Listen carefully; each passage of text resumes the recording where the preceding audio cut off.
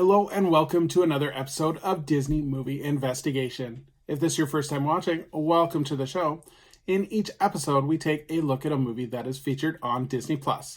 On this episode, we're starting our look at Christmas movies, and we'll take a look at a controversial one to start, as we take a look at Die Hard, starring Bruce Willis and Alan Rickman. And if you are enjoying these videos, I do ask that you please hit that subscribe button. That way you'll be notified with each new episode. But for now, sit back and enjoy this episode of Disney Movie Investigation. So like I said, today we are covering Die Hard. This movie was released on July 12th, 1988.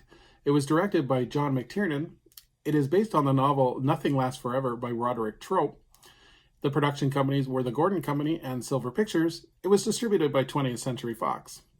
The budget for this movie was $35 million, and it did a box office return of $141.5 million.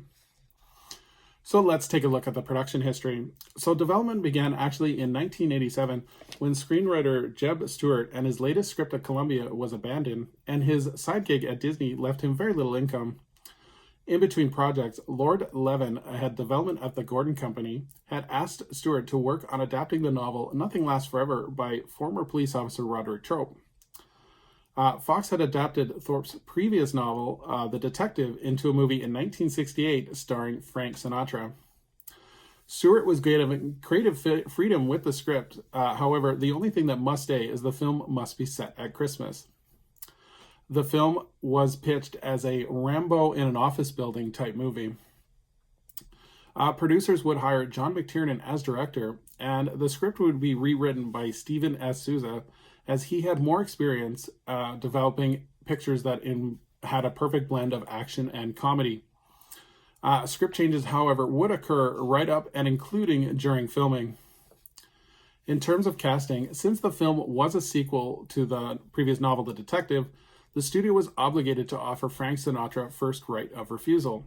However, Frank Sinatra was 70 at the time, and he declined, saying that it was too demanding of him.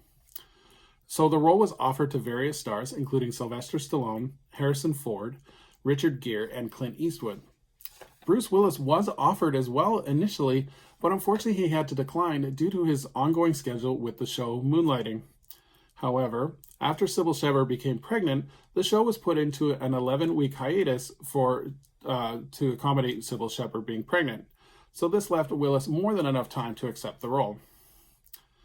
Willis, for the first few weeks, however, would be doing both at the same time. He would be filming Moonlighting for 10 hours and then filming Die Hard at night.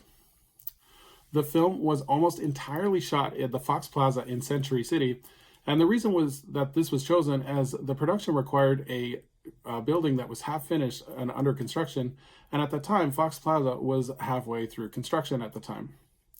Willis, of course, would insist on doing his own stunts. So I kind of went through this a little bit quickly. There is a great documentary on Netflix called The Movies That Made Us, and they actually covered Die Hard in one of their episodes, and they go through it a lot more extensively. It is a decent documentary, and I do recommend if you're interested in checking that out. In terms of the cast, we have Bruce Willis, who plays John McClane. We have Alan Rickman, who plays Hans Gruber. Alexander Gundolf, who plays Carl. Reginald VelJohnson, who plays Sergeant Al Powell. Bonnie Bedelia, who plays Holly Gennaro. Paul Gleason plays Dwayne T. Robinson, and William Atherton plays Richard Thornburg. So let's take a look at the plot. New York City policeman John McClane is visiting his estranged wife and his daughter and son on Christmas Eve. He joins his wife at a holiday party in the headquarters of the Japanese-owned business that she works for. But the festivities are soon taken over by terrorists who have taken over the exclusive high-rise and everyone in it. Soon McClane realizes there is no one to save the hostages but him. So this movie was wildly successful. In terms of the marketing of the movie, initially the film was focusing on promoting Bruce Willis as his first starring role in a movie, but the perception of Willis got changed as the movie became closer to release. The public image of Willis deemed that Willis was arrogant because he would not talk about his personal life in interviews. Because Fox became concerned of this fact, the publicity of the film changed, and instead of focusing on Bruce Willis, it focused on the Nakatomi Tower building as the focus of the movie. The film was nominated for several Academy Awards, including Best Editing, Best Visual Effects, Best Sound, and Best Sound Effects Editing. What spawned off of this movie is there were several video games. A third-person shooter game was released for the Commodore 64 and Windows in 1989. A top-down shooter version would be released for the Nintendo system. Die Hard Trilogy would be released for the PlayStation in 1996. And because of the success as well, there were several books as well describing the making of the movie. Die Hard, The Ultimate Visual History was released in 2018 to celebrate the 30th anniversary of the film. And then a board game called Die Hard, The Nakatomi Heist was released in 2019 to celebrate the 30th anniversary. In 2017, the film was selected by the Library of Congress to be preserved in the National Film Registry. And in July of 2007, Bruce Willis donated the undershirt that he wore in the filming to the National Museum of American History.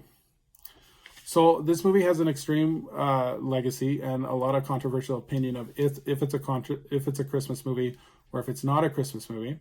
I'll leave that up to personal opinion. There were several sequels as well. We'll cover each of those in future videos. But in terms of what I recommend this movie, I think this movie is a classic. I love the story. I love the characters. And every time I watch it, I see something new. For example, this time when I was watching it, when they're about to shoot Nakatomi, I didn't realize that the two terrorists were actually having a side bet on whether he would give up the codes or not. So something new that I see every single time. I think the performance from Willis is amazing. He's able to carry the whole movie and make it, you kind of cheering him on as the ultimate underdog. And plus the villain of Alan Rickman, he's able to mix both comedy and that terrorism as well. So I think that's really good.